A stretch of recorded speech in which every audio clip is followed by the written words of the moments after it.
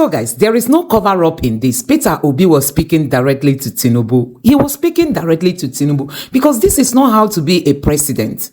Take a look at this. Presidential candidate of the Labour Party in the 2023 elections, Peter Obi, has explained why Nigerians need to return to the parliamentary system of government. Peter Obi made the comments at a lecture at Harvard Law School in Boston, Massachusetts on Tuesday, April 16th. The former Anambra State governor said that Nigeria needs a parliamentary system of government where the president can communicate with citizens at least once a month. Let's take a look before we come back for a discussion. Tinubu refused to speak to Nigerians even before the elections, during campaign. And now that he is the president, according to INEC, he still doesn't want to speak to Nigerians.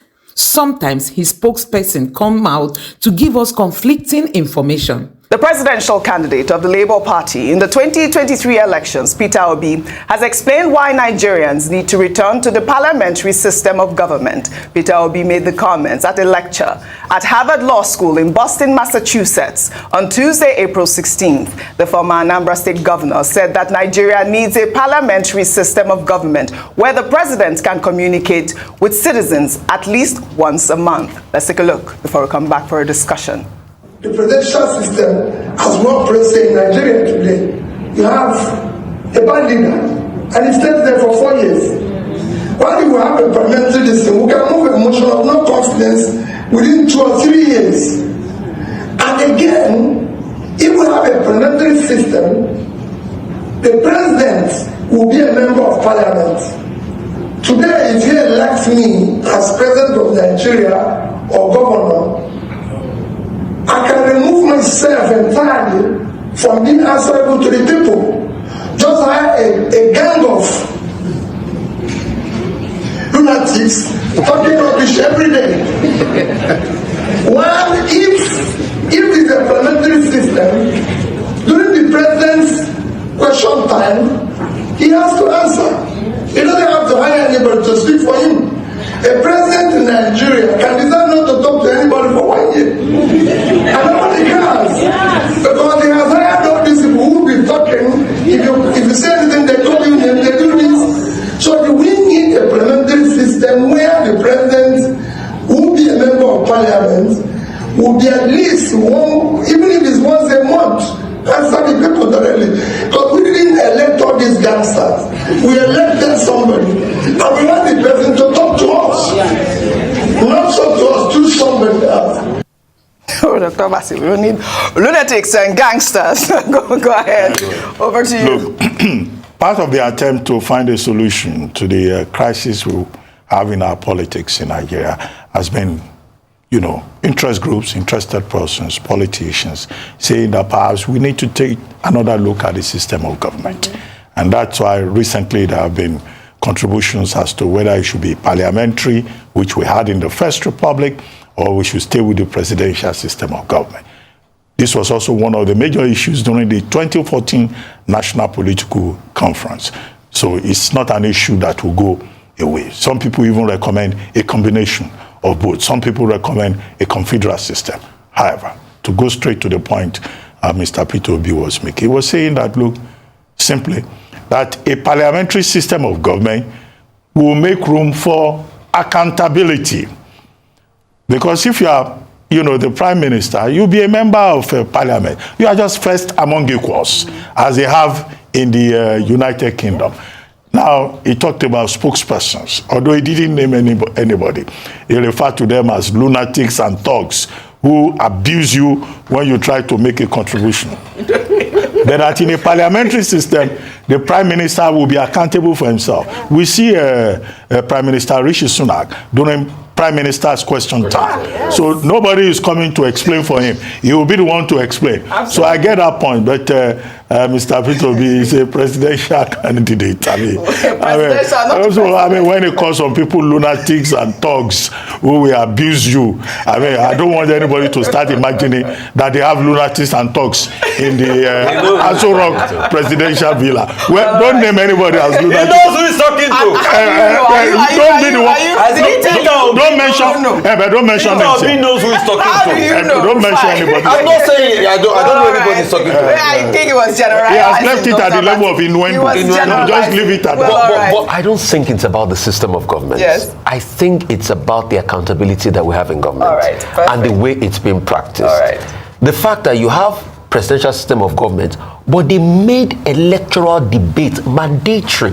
All right. Why is it that all the candidates, top candidates, did not debate, even including this current president, did not debate in the last presidential election, and we allowed him sail through? So we need to make presidential debate mandatory and those conversations mandatory in the first place. So it's not about the system of government. That's another advice. Whatever We'll take system of another government story. is also about the human being. Yes. All right. The average Nigerian is problematic. Yes. So are we going to import people from outer space? Well, It's Buhari about said that it building was our easier institutions. to rule cows, his cows. Let me just say another thing is that problematic we have Nigerians. questions. Let's hope the president or the prime minister will not allocate or assign responsibility In to teamship. his ministers. All right. In the spirit of teamship. I love We it. can also have that as well. All right. Ask questions. Good debate. Well, We'll all take the our final cabinet story. ministers will be members of parliament. That's how it works. We'll take our final story under entertainment.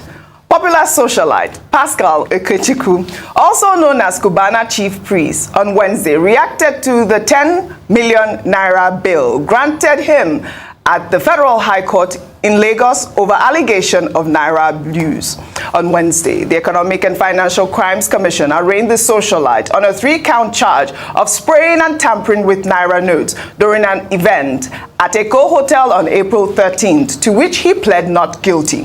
Following his bail, the socialite took to Instagram to boast that he has money to resolve the issue and also acknowledged his fans. Cubana Chief Priest wrote, "Seeing all your messages and love, I'm so humbled. Now it's confirmed. CP, no small. Money na water." In the meantime, Afrobeat singer Habib Okikiola, popularly known as Portable, has taken to social media to appeal to the EFCC not to arrest him over videos showing him spraying notes at various events. The singer, during a live stream on Instagram, said, "After God, now government, please forgive me if you have videos of me spraying money.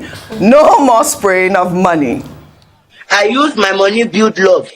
We help a lot of people. Àwọn tí ó ní ní trenches. Tẹ́bárí mi tí mo dáwó ẹjọ́ ẹ dáríjì mi. Mo ń fún àwọn èèyàn ní. Money is my bouncer. Money is my security. Mo dáwó fáwọn fans mi ní ẹjọ́. Ẹ̀yin máa ń sìn lẹ́yìn ọjọ́ mẹ́ta yìí tí mi bá dáwó. After God na government yóò.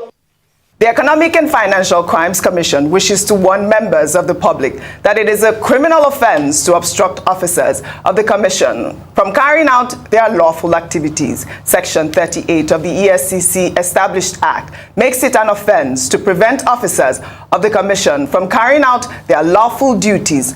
Culprits risk a jail term of not less than 5 years. This warning becomes necessary against the background of the increasing tendency by persons and groups under investigation by the Commission to take laws into their hands by recruiting thugs to obstruct lawful operations of the EFCC. The Commission therefore warns that it will henceforth not tolerate any attempt by any person or organization to obstruct its operation. As such, will be met with appropriate punitive actions. Dr. Bati, I don't know who the EFCC is referring to as thugs, but I mean, I thought that statement was very apt at the time. Obviously, they were referring to the incident that occurred yesterday. I mean, I believe that Yahaya Bello will be arraigned today. But let me just take some more reactions before I come to you, Dr. Abati. This is from Collins, who wrote, "It is outrageous that those in positions of power would brazenly obstruct the operations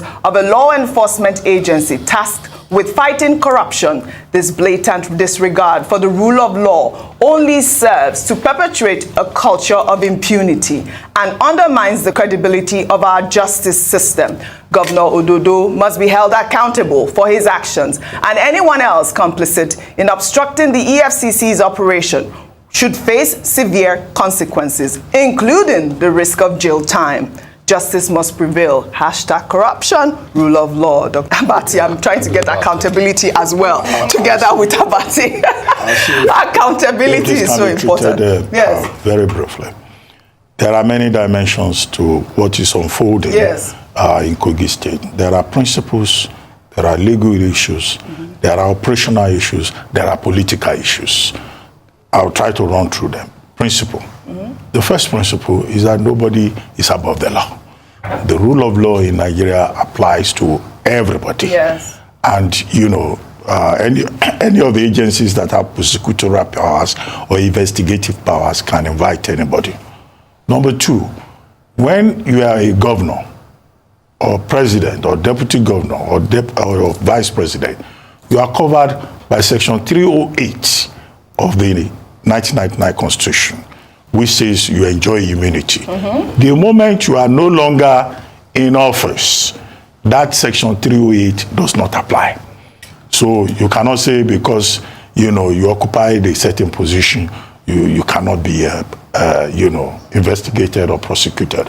Number three is that the immunity granted under section 308 is not transferable.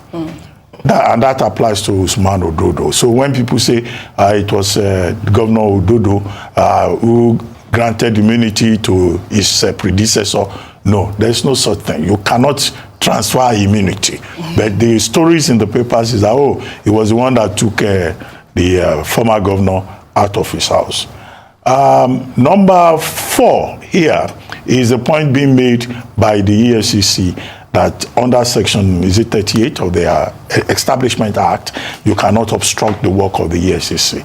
In fact, it's not only the EFCC or the law enforcement agencies. Otherwise, you'll be guilty of resisting arrest or, you know, obstructing the course of justice. That's that, about the principles. Now, the legal part. The other part of it is that, you know, the former governor of Kogi State and the EFCC, they've been having a running battle in the courts of law. There was a 2015, early 2016 case, which was before Yahaya Bello assumed office, alleging that he was involved in the mismanagement of 84 billion. And you recall that the Kogi State government issued statements and went to court to say, no, Yahaya Bello was not even governor at the time they said he had a hand in it, and that how could he have mismanaged resources that he had no access to. So they were having back and forth there. So I think there was a case in court which the Kogi State government instituted, you know, asking for an injunction, restraining the EFCC from investigating, arresting, or arraigning, you know, former Governor Yahaya Bello.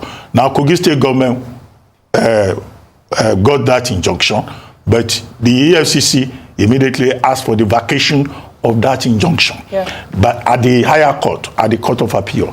Now, that matter was to be determined April 22. So the Yahaya Bello camp is now saying, look, if there is a pending matter, you know, the purpose of the injunction is, okay, return to status quo ante bellum and allow the court, you know, to determine the suit before you can proceed. I think the EFCC again went to court ahead of the April 22 when that matter will be determined to get a permission from the leave of court to again arraign Governor Yahaya Bello. So you have all of these issues. Now the more embarrassing part of it is that on both parts, we have seen conflicting orders, you know, from Federal High Court in Abuja, High Court of Lokoja, and, you know, all kinds of interpretations. It's very simple. One High Court that has coordinate jurisdiction cannot act as an appellate court over the other. So they have all of that legal logjam. Now, I said operational, the concern of the manner of operation of the EFCC. So the question people will ask is that, what is this all about? If you have invited a man and he's saying you have cases in court, I mean, the EFCC also has lawyers who can take on the matter, not in a Hollywood-like manner. The people that invaded that arrest, that assisted Ododo, were they DSS officials? And could they be arrested? That's the question out there. No. What I'm saying is that Usman Ododo came there as a visitor. I know. Covered by Section 308 because he's a sitting governor. But who aided, who helped him have, you know... No, he had access. The EFCC will not have studied. He was not the one they were looking for. Right. You know, but after the fact, they are now saying, you know, he's not covered, you know, you cannot obstruct the arrest of a person because he left the place with, former governor. If the EFCC had tried to stop him, then that would have made the whole thing so messy. That's why I say in terms of operation, there are operational questions that the EFCC must worry about. Finally, the politics of it. Does this have... So guys, the EFCC drama in Nigeria did not start today, and it's not as if I'm trying to protect the governor of Kogi State. Actually, they've always been rumor of him, misusing the money, the public fund of the state. But I think things have to be done professionally. Let things be done professionally in terms of, going after all these politicians when they've left office. It's really good, but let it be done more professionally. Sometimes it does not really tell well about Nigeria, looking at the way EFCC invades people's home. But as for professionalism, we really need it in this case. So apart from that, you've heard what Peter Obi said. Peter Obi said we really need a parliamentary form of government. You've seen what happens in the UK. The Prime Minister comes into the house, into the chamber, and answers questions. And sometimes you see them bombarding him, front and back. You don't have any hiding place. You want to serve the people as Prime Minister. So you should come out and answer questions. And I think it is really good